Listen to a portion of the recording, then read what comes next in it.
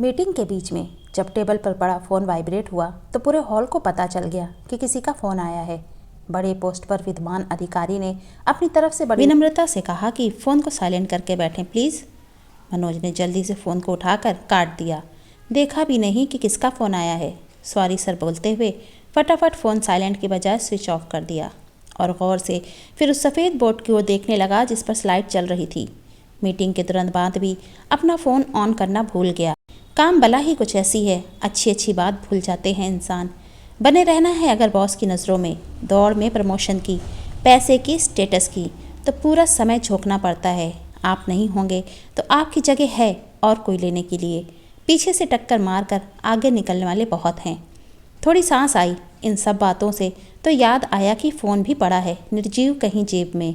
तुरंत ही निकाला और उसका बटन दबाकर फिर से अपने संसार में प्रवेश दिया। कुछ सोचता समझता इसके पहले ही बीवी का फ़ोन आ गया। कहाँ हो आप? फ़ोन भी ऑफ है। माँ जी का फ़ोन आया था। इतना कहते ही मनोज समझ गया कि मीटिंग में बजने वाला वाइब्रेटर माँ जी का ही होगा।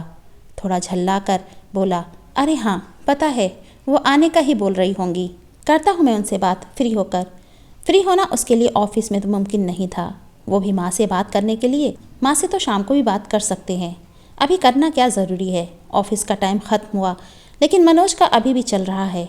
ये फाइल दिखने में छोटी होती हैं लेकिन ज़िंदगी निकल जाती है इनमें सर घुसा घुसा कर। ऑफिस से घर आया, पत्नी ने कुछ कहा नहीं। एक तो पहले ही लेट हो गए, ऊपर से अगर फिर कोई ऐसी बात कह दी जिससे भड़क गए तो उसकी खैर नहीं, इसलिए खाना गर्म करके खिला दिया। रात सोते समय मनोज ही अचानक बोला, अरे तुमने याद नहीं दिलाया, माँ को फ़ोन करना था। पत्नी बोली, कहाँ करते, ये आपका ऑफिस थोड़ी है जो रात 12 बजे तक खुला रहे। समय देखो 1 बजा है, 11 बजे तो आपने घर में कदम रखा, कब बात करते।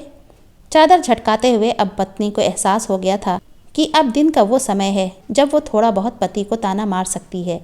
माँ को 3 साल हो गए हैं आपसे मिले, कब से कह रही हैं कि एक बार मिल लो, पर आप जाते ही नहीं। अरे तुम लोग तो गए थे पिछले साल। हम गए थे, आपको मिलना है। हाँ करता हूँ कुछ, महीने 2 महीने में जाने का, अभी छुट्टी नहीं ले सकता। सुबह होते ही वही भाग दौड़ शुरू। ऑफिस जाने के पहले ही ऑफिस घर आ जाता है।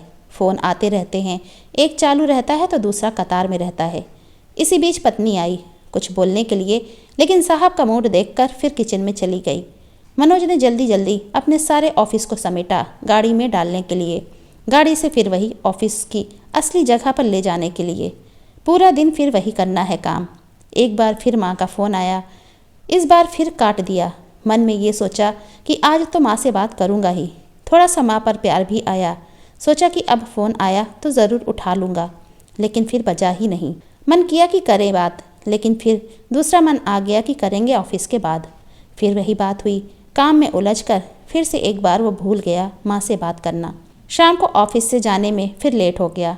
घर गया तब मनोज को पत्नी को देखकर याद आया आज उसने भी फ़ोन नहीं किया। पहले तो कुछ नहीं बोला, लेकिन खाना खाते वक्त सोचा कि पूछ लेता हूँ। इसके पहले कि पूछता पत्नी ने बोल दिया, मेरा फ़ोन ख़राब हो गया है, सुबह से ऑन नहीं हो रहा है।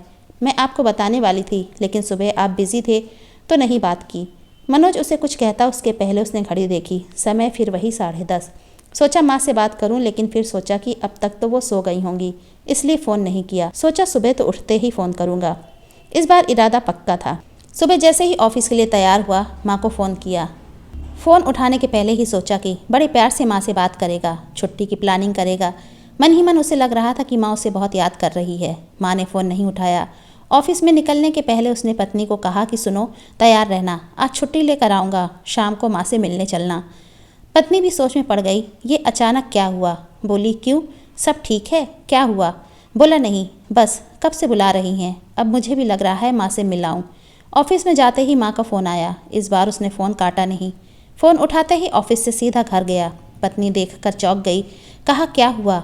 मनोज बोला, जल्दी चलो, जल्दी कार में बैठो, माँ की तबीयत ठीक नहीं है। मामा का कॉल आया था।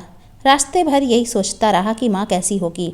हड़बड़ी में घर चला गया। माँ कहते कहते घर में घुसा, लेकिन माँ नहीं थी। एक पल के लिए उसे अपने 3 साल में माँ के किए फ़ोन याद आए, जब माँ उसे बुलाती थी मिलने, लेकिन वो सिर्फ कहता आऊँगा। उसे भी पता था कि वो ऊपर से कहता था, जाने का कोई इरादा नहीं था। वो भी फ़ोन याद आया जिनके आने पर वो भौएं चढ़ाकर उन्हें काट देता था। ये सब घर में खड़ा होकर वो सोच ही रहा था कि पत्नी ने उसके कंधे पर हाथ रखा। अरे माँ तो अस्पताल में है, चले वहाँ। उसकी सुन जैसे टूटी। फिर गाड़ी घुमाई अस्पताल की ओर। मन में बस यही दुआ की, माँ ठीक हो बस, अब हर दिन बात करूँगा, माँ की नहीं मानूंगा, उनको अपने साथ ही लेकर जाऊँगा। अस्पताल पहुँचा और जब मामा ने उसे देखकर मुस्कुराते हुए कहा कि अब ठीक है, चिंता की कोई बात नहीं। इतना सुनकर ही फिर उसकी पलकों से रुके बांध का टूटना हुआ। बच्चों की तरह रोया। माँ के कमरे में गया तो माँ ने कहा, अरे रोता क्यों है, अभी नहीं मरने वाली, ठीक हूँ, बेवजह तुमको परेशान किया। मैं यो भैया को कह ही रही थी कि मत बुलाओ, उसे काम होगा। हाथ पकड़े माँ का कहने लगा, माँ मैं अच्छा बेटा नहीं हूँ। नहीं, तू तो बहुत अच्छा है, तभी तो दौड़ा आया। मेरे भाग्य अच्छे हैं, इतनी फिक्र करते हो। उस पल मनोज को लगा कि वो माँ को फिर नहीं देख पाएगा। लगा कि ये बोझ लिए जीना पड़ेगा।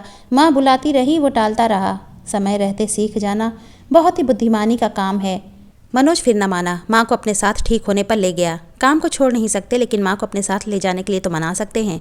दोस्तों, कहानी कैसी लगी अपनी राय हमें ज़रूर दीजिए, और वीडियो अच्छी लगी तो प्लीज़ इसे लाइक कीजिए, शेयर कीजिए, और चैनल को अभी तक सब्सक्राइब नहीं किया तो प्लीज़ चैनल को सब्सक्राइब कीजिए। Thanks for watching.